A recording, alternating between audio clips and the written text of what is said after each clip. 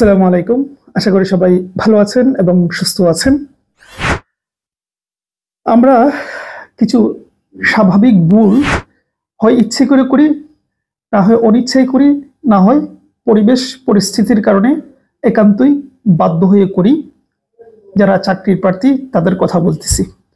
তো সেই বিষয় নিয়ে কিছু কথা বলবো। ভালো লাগলে চ্যানেলটি সাবস্ক্রাইব করে দিবেন। যারা ইউটিউব থেকে দেখছেন আমার ফেসবুক পেজটি ফলো দিয়ে দিবেন। লিংক এই ভিডিও ডেসক্রিপশন বক্সে থাকবে। তাহলে আসুন মূল কথায় আসি। কি ভুল দেখেন, ম্যাক্সিমাম ক্ষেত্রে আমি দেখেছি,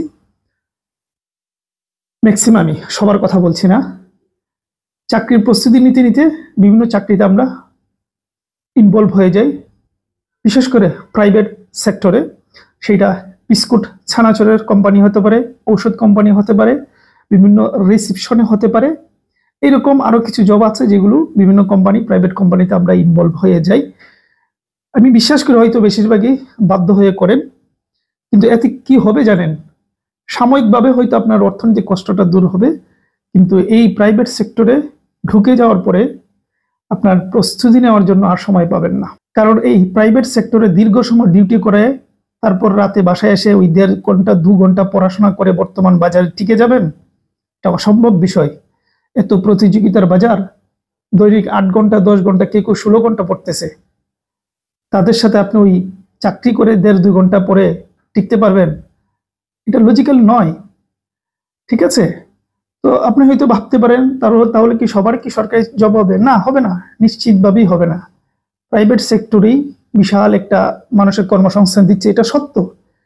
কিন্তু কথা হচ্ছে, আপনি ভুলে বা আপনার চয়েস কেন সেকেন্ডটাতে থাকবে? আপনার ফার্স্ট চয়েস থাকবে গভর্নমেন্ট জব। এর জন্য যা যা করতে হয় সব করতে হবে। এই যে বিভিন্ন প্রাইভেট সেক্টরে আপনি ইনভলভ হয়ে যাচ্ছেন, হয়তো অর্থনৈতিক কারণে হতে পারে, কিন্তু এইটাকে সাময়িক বিষয়টাকে যদি আপনি মানে কষ্টটাকে যদি মেনে নেন, একটা জামা কম কিনেন, একবেলা কম খান, 2টা টিউশনি একটু বেশি করান, মানে একটু কষ্টটা করেন। অনেকে তো কষ্ট না করার কারণে প্রাইভেট সেক্টরে ইনভলভ হয়ে যান। কষ্টটা যদি বেশি করেন, তাহলে কষ্টটা কতদিন? 1 বছর, 6 মাস, তারপরে এই কষ্টের পরে যে জবটা পাবেন, বাকি হোল লাইফ সম্মান, ইজ্জত আর অর্থনৈতিক সচ্ছলতার মাধ্যমে যাবে।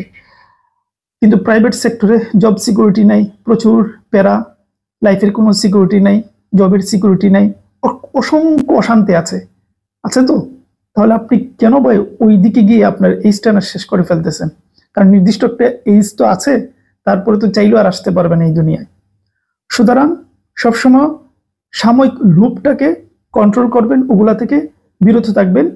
পরিবারকে বোঝানোর চেষ্টা করবেন, একটু কষ্ট বেশি করবেন, 2টা টিউশন বেশি করেন। আর এখন তো ভাই সোশ্যাল মিডিয়ার যুগ, মানুষ কতভাবে নিজের ঘরে বসে ইনকামের। আগে একটা সময় ছিল টিউশনি ছাড়া আর কিছু ছিল না স্টুডেন্টদের, এখন অনেক অপশন আপনার হাতে আছে। ঠিক আছে?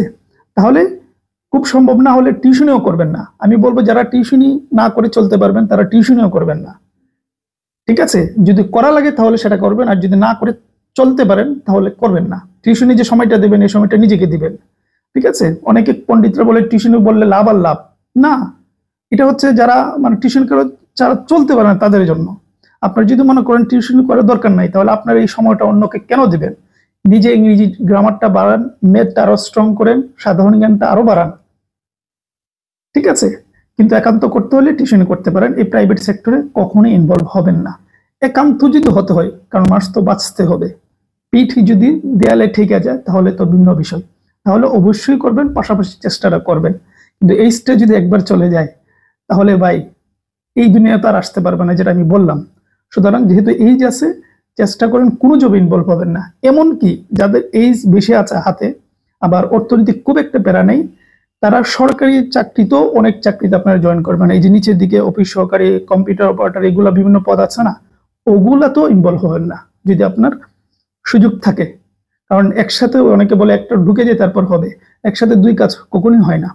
আপনার হাতে যদি বয়স থাকে আর অর্থনৈতিক সচ্ছলতা থাকে, তাহলে নিচের দিকের কোনো পোস্টে আপাতত অ্যাপ্লাই করবেনই না। পরিশ্রম করুন, একেবারে হলে ভালোটাই একসাথে হয়ে যাবে। মনে রাখবেন যেটা আমি বললাম, যে একসাথে 2 কাজ কখনোই ভালোভাবে হয় না। সুতরাং একটু ধৈর্য ধরুন আর বড় দিকে নজর দেন। যেইটাতে মনে করেন স্বাচ্ছন্দ্যভাবে চলতে পারবেন ওইটাকে টার্গেট করুন। আর বয়স যাদের নাই, একেবারে শেষের দিকে, তারা তো যা পাবেন তাতেই করবেন, এতে কোনো সন্দেহ নাই। সুতরাং এই ছোট ছোট বিষয় বোঝার দরকার আছে। এই ছোট ছোট ভুল করলে আজকে ভুল করবেন, ধরা খাবেন, পরে পরবর্তীতে বুঝবেন যে কোথায় ভুল করেছিলেন। ঠিক আছে, এই ছিল কিছু কথাবার্তা আর কি। ভালো থাকবেন, সুস্থ থাকবেন।